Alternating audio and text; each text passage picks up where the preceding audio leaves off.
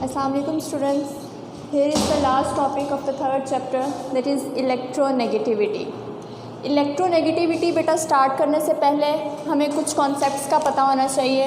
We will discuss about the ionic bond and the covalent bond. ठीक है, थोड़ा सा मैं आपको ओवरव्यू दे दूं.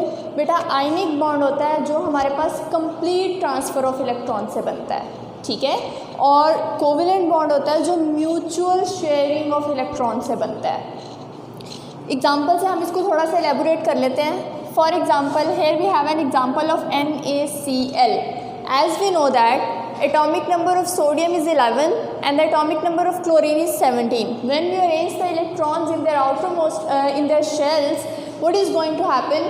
यहाँ पे बेटा होगा क्या कि सोडियम के वैलेंस शेल में 1 इलेक्ट्रॉन होगा और क्लोरीन के वैलेंस शेल में होंगे 7 इलेक्ट्रॉन. ठीक है, इसके वैलेंस शेल में होगा 1 इलेक्ट्रॉन और यहाँ होंगे 7 इलेक्ट्रॉन. तो उससे क्या होगा कि ये अपना 1 इलेक्ट्रॉन क्लोरीन को डोनेट कर देगा. ठीक है, जब डोनेट कर देगा तो क्या होगा, यहाँ पे आयोनिक बॉन्डिंग हो जाएगी. Got it.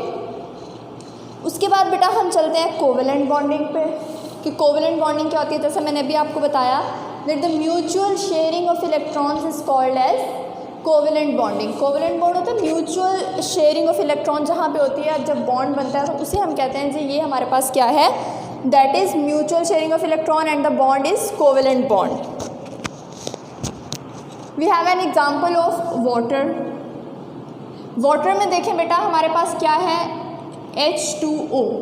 ऑक्सीजन के आउटरमोस्ट शेल में कितने इलेक्ट्रॉन्स हैं, 6 इलेक्ट्रॉन्स हैं. ठीक है, इसको कितने चाहिए, 2 चाहिए. 2 हाइड्रोजन इसके साथ आ जाएंगे, इनका डुप्लेट कंप्लीट हो जाएगा, इसका ऑक्टेट कंप्लीट हो जाएगा. ये भी हमारे पास एक म्यूचुअल शेयरिंग है.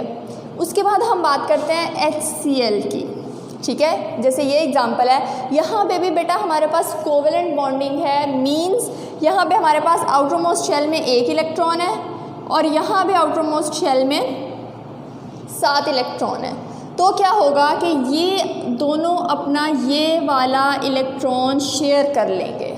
ठीक है, ये दोनों क्या कर लेंगे, अपना ये वाला इलेक्ट्रॉन शेयर कर लेंगे. तो शेयर करने से क्या होगा, शेयर करने से इसका डुप्लेट कंप्लीट हो जाएगा और इसका ऑक्टेट कंप्लीट हो जाएगा.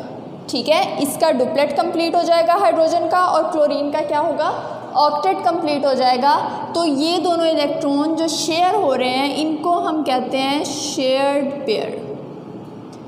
ठीक है, शेयर्ड पेयर ऑफ इलेक्ट्रॉन कहते हैं. अब बेटा इसमें देखें कि हमारे पास होता क्या है, क्लोरीन की टेंडेंसी ज़्यादा होती है. ये जो इलेक्ट्रॉन पेयर शेयर हो रहा है ना, कि ये किसकी तरफ ज़्यादा शेयर हो रहा है, हाइड्रोजन की तरफ या क्लोरीन की तरफ. तो क्लोरीन की टेंडेंसी ज़्यादा होती है कि ये इस इलेक्ट्रॉन को अपनी तरफ अट्रैक्ट कर ले.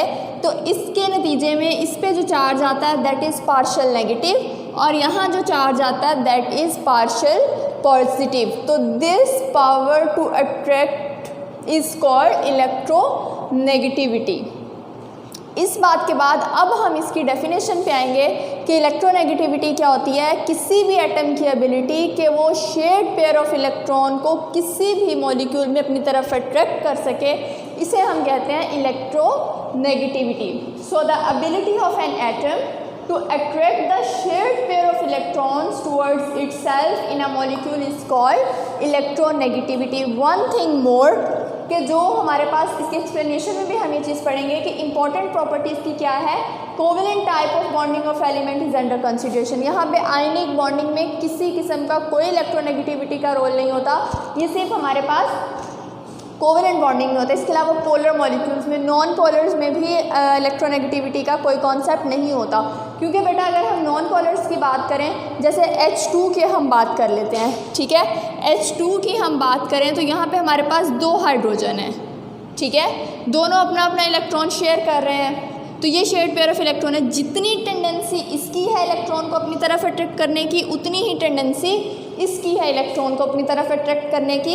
इस वजह से जो है इसमें किसी किस्म के कोई भी partial positive partial negative charges नहीं आते. यहाँ पे इलेक्ट्रोनेगेटिविटी का कोई रोल नहीं होता. एज़ कम्पेयर अगर हम HCl को देखें तो क्लोरीन की टेंडेंसी ज़्यादा होती है इलेक्ट्रॉन को अट्रैक्ट करने की. तो यहाँ पे हमारे पास क्या होता है, यहाँ पे ये इलेक्ट्रोनेगेटिविटी का रोल होता है। तो इलेक्ट्रोनेगेटिविटी की क्या डेफिनेशन होगी? Ability of an atom to attract the shared pair of electrons towards itself in a molecule is called electronegativity. Got it?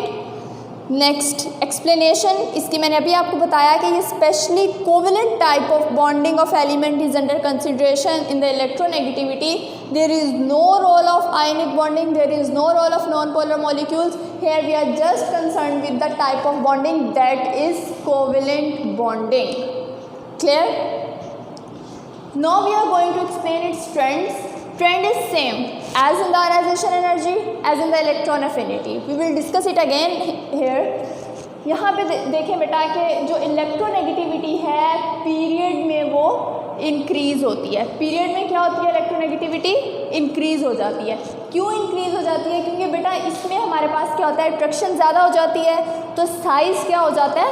Contract हो जाता है. साइज कॉन्ट्रैक्ट होने की वजह से न्यूक्लियस और शेयर्ड पेयर ऑफ इलेक्ट्रॉन के बीच डिस्टेंस कम होने की वजह से क्या होता है कि इसकी एबिलिटी ज़्यादा हो जाती है कि ये इलेक्ट्रॉन को अपनी तरफ अट्रैक्ट कर सके. जैसे हम अगर पीरियड में मूव कर रहे हैं तो लिथियम और फ्लोरीन की बात करें तो लिथियम जो है इसकी इलेक्ट्रोनेगेटिविटी होती है 1 और फ्लोरीन की इलेक्ट्रोनेगेटिविटी होती है 4.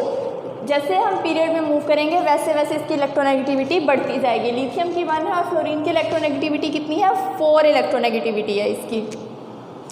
जैसे मैंने आयनाइजेशन एनर्जी वाले टॉपिक में भी एग्जांपल भी एक्सप्लेन किया था, आप दोबारा से कर देती हूँ. यहाँ पे देखें बेटा हमारे पास लिथियम और फ्लोरीन. लिथियम में इसका एटॉमिक नंबर क्या है? 3 और इसका एटॉमिक नंबर क्या है? 9. यहाँ पे मतलब ये होगा कि 3 protons and 3 electrons. Here 9 electrons and 9 protons. तो यहाँ पे अट्रैक्शन जो है वो क्या होगी? ज़्यादा होगी. तो हम जैसे लेफ़्ट टू राइट मूव करते हैं पीरियड में वहाँ पे जो है क्या हो जाती है? इलेक्ट्रोनेगेटिविटी ज़्यादा हो जाती है. Then we will discuss about the groups. Group में बेटा क्या होता है? ग्रुप में होता है कि जैसे ही हम top to the bottom move करते हैं तो वहाँ पे क्या होता है कि इलेक्ट्रोनेगेटिविटी वैल्यू जो है वो डिक्रीज़ हो जाती है. Top to the bottom move करें ग्रुप में तो ये वैल्यू क्या हो जाएगी? डिक्रीज़ हो जाएगी. बिकॉज एटम का साइज़ होता है वो इंक्रीज़ हो जाता है. एटम का साइज़ क्यों इंक्रीज़ हो जाता है? जैसे जैसे हम down to the group move करते हैं वैसे वैसे नंबर ऑफ़ शेल्स ऐड होते जाते हैं. नंबर ऑफ़ शेल्स ऐड होते जाते हैं तो वो आउटरमोस्ट शेल के साथ वैलेंस शेल के साथ अट्रैक्शन को जो है वो बढ़ा देते हैं. जब वो ऐड हो गए शेल्स, अट्रैक्शन ज़्यादा हो गई तो शेड पेयर ऑफ इलेक्ट्रॉन को यहाँ पे अट्रैक्ट करना डिफ़िकल्ट हो जाएगा. इसलिए जो है ग्रुप में इलेक्ट्रोनेगेटिविटी वैल्यू डिक्रीज़ हो जाती है. ठीक है. जैसे कि फ्लोरीन, क्लोरीन, ब्रोमीन और आयोडीन. तो यहाँ पे क्या होता है? फ्लोरीन की वैल्यू होती है 4, क्लोरीन की 3.2, ब्रोमीन की 3, आयोडीन की 2.7. देखें डाउन टू द ग्रुप आ रहे हैं तो इसकी इलेक्ट्रोनेगेटिविटी वैल्यूज़ डिक्रीज़ हो रही हैं. तो ग्रुप में ये इंक्रीज़ होती हैं, पीरियड में इंक्रीज़ होती हैं और ग्रुप में क्या हो जाती हैं? डिक्रीज़ हो जाती हैं. साइज़ ऑफ एटम में क्यों डिक्रीज़ हो जाती हैं? मैंने अभी रीज़न आपको बताई कि शेल्स ऐड हो जाते हैं. शेल्स के ऐड होने से अट्रैक्शन जो होती है वैलेंस शेल के साथ कम हो जाती है. जैसे कि एग्जांपल भी एक दी हुई है पूरी हैलोजेंस ग्रुप की कि फ्लोरीन की जो है इलेक्ट्रोनेगेटिविटी 4 है, क्लोरीन की 3.2, ब्रोमीन की 3 और आयोडीन की 2.7. डाउन टू द ग्रुप आते ही क्या हो जाती है? डिक्रीज़ हो जाती है. So this was the last topic of the 3rd chapter, that was electronegativity. If you have any questions, any queries, any problems, feel free to ask. Thank you very much.